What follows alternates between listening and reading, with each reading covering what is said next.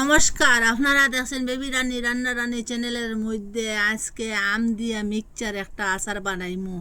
আপনারা আমার সাথে থাকবা, পুরো ভিডিওটা দেখবা, স্কিপ করবা না। আমি জল দিয়ে এটা দইলিম খুব ভালোভাবে। এখানে 4টা আম লইছি আমি, এরকম করিয়ে খুব ভালোভাবে দইম।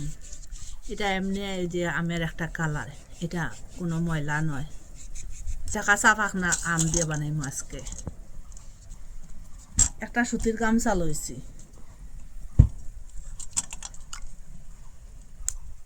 এটা জলটা উঠাইলাম খুব ভালোভাবে।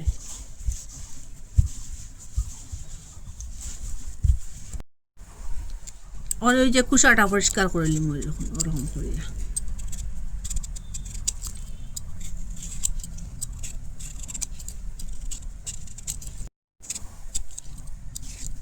ওরকম করিয়া পরিষ্কার করে নিচ্ছি সিল্কাটা। এটা একটা সাইডে রাখি দিই। এখানে রসুন লইছি, এখান থেকে রসুন 150 মতো এটা যে সিল্কাটা পরিষ্কার করব। প্রথমে ওরকম করে লইম আর চাকু সাইডে মুখটা কাটিম। রসুনটা লইতে সময় যে সময়টা লাগবো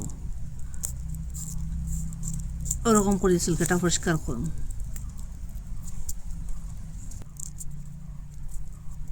ওরকম করে পরিষ্কার করে লিছি। এখানে 200 মতো আছে রসুন আর কাঁচা লঙ্কা লইছি। এখানে এটা দইতে রাখতো না, আগে থেকে দইয়া পরিষ্কার করা আছে। এটার মধ্যে আর জল লাগাইবা না। আমটা একটা সাইজ করে ওরকম করে কাটিম।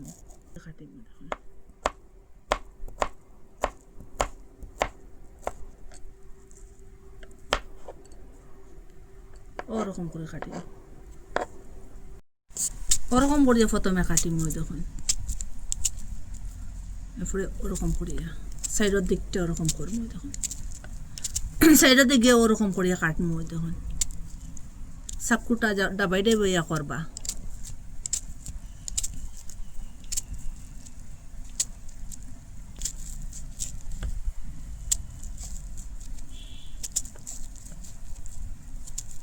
দেখুন ওরকম করিয়া এটা কাটেছি সবটা।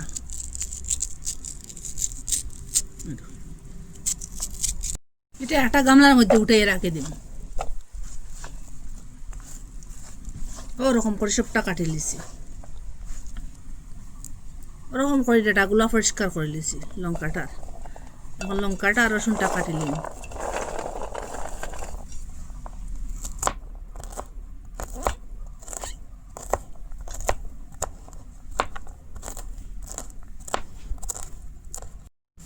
ওরকম করে কাটি লিছি লঙ্কাটায় আর রসুনটায়।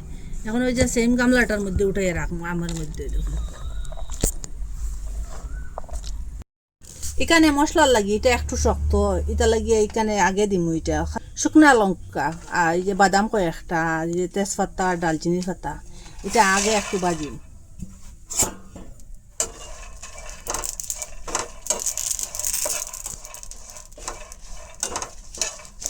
ওরকম বাজার পরে এখানে আরো মশলার লাগিয়া এখানে জিরা, সব সাদা শস্য, মেথি, লং আর ডালচিনি, আজওয়াইন আর খালি জিরা লইছি।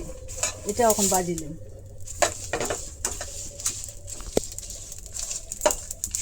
ওরকম বাজার পরে এখন গ্যাসটা অফ করে দিলে এটা ঠান্ডা হোক। সেম প্যানের মধ্যে দিলাম তেল। এখানে তেল একটু বেশ করিয়া দিয়া দিম। এখানে কয়েকটা শুকনা লঙ্কা চিড়িয়া দিলাম। এটা আস্তা দিলে এটা ফাটিয়া উফরে পড়ব। আর পাঁচফোড়ন দিলাম 1 চামচ। সাদা তিল দিলাম আর 1/2 চামচ। এটা জালো। এখানে শুকনা হলুদ লইছি, একসাথে কুটা হয়ে যাব গিয়া মশলার সাথে। মশলা এটাও লই নিলাম।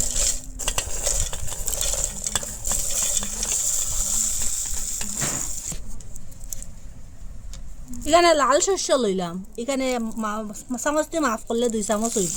এটা বাজিছি না, এটা না বাজিয়ে দিছি মশলার সাথে একসাথে কুটা হইব। ওরকম করে মশলাটা কুটি লিছি। দেখুন পুরা মিহি করে লিছি।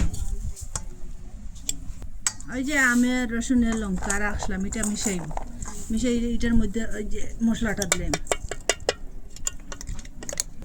এখানে খালা লবণ আর 1 চামচ দিয়ে দিলাম। খালা লবণটা দিলে টেস্টটা খুব সুন্দর হইব। খাইতে স্বাদ লাগবে। আর ওই যে সাদা লবণ আর 1 চামচ দিলাইলাম, চিনি আর একটু দিলাইলাম, আর লঙ্কা গুঁড়া আর 1 চামচ দিলাম, ধনিয়া গুঁড়া 1 চামচ দিলাম, আর আগে হলুদ গুঁড়া দেওয়া আছে।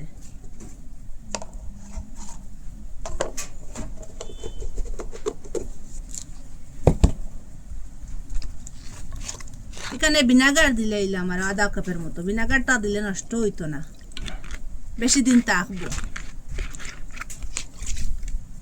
এখন সব কিছু একসাথে মিশাই খুব ভালোভাবে।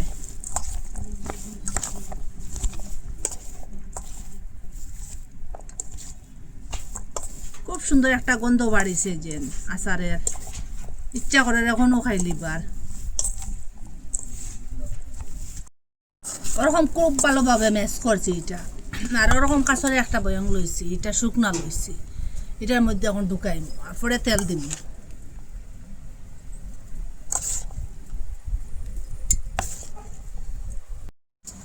তেলটা ওরকম হওয়ার পরে গ্যাসটা অফ করে দিলাম। এটা এখন ঠান্ডা, পুরো ঠান্ডা হয়ে গেছে গিয়া। এখন ওই যে বয়ঙ্গর ভিতরে ঢুকাইম। আর আপনারা এইরকম ঠান্ডা করে ঢুকাইবা, কাঁচর বয়ঙ্গর ভিতরে রাখবা, প্লাস্টিকের ভিতরে রাখবা না। আচারটা বেশি দিন থাকতো না, নষ্ট হয়ে যাব গিয়া। আর এটা মাঝে মধ্যে রোদে দিবা, আর নর্মাল ফ্রিজের মধ্যে রাখিয়া পুরো 1 বছর খাইতে পারবা। আর যে সময় রোদ উঠিব ওই সময় রোদে দিবা। এখন তো বর্ষার সময়, সব দিন রোদ দেয় না, যেদিন যেদিন রোদ দেয় এদিন এদিন রোদও দিবা। আর যে সময় আচারটা খাইবা, হাত দিয়ে খাইবা না, আর বিজা চামচ দিয়ে খাইবা না, শুকনা চামচ দিয়ে খাইবা, আচারটা নষ্ট হইতো না। আর এটা তেল বেশ করে দিবা। এটার মধ্যে একটু তেল কম হয়েছে, পরে আরও আমি দিব এটার মধ্যে তেল, ওরকম মিশাইম সবটা। আর দেখুন এটার মধ্যে আরও তেল দিয়া দিব। যত তেল বেশি দিবা অত দিন যাইব আচারটা। তেলটা কম দিলে আচারটা নষ্ট হয়ে যাব গিয়া। খুব ভালোভাবে ম্যাশ করবো। তখন পুরা তেল দিয়ে দেখুন ডুবাইয়া রাখলাম। বেশ করে তেলটা দিবা, ওরকম তেলটা দিয়ে রাখবা। আর আঙ্গুল লাগাইয়া খাইবা না, আর ওরকম ডাকনা খুব টাইটভাবে লাগাইবা। আর বিজা হাতে ডাকনাটা খুলবা না। দেখুন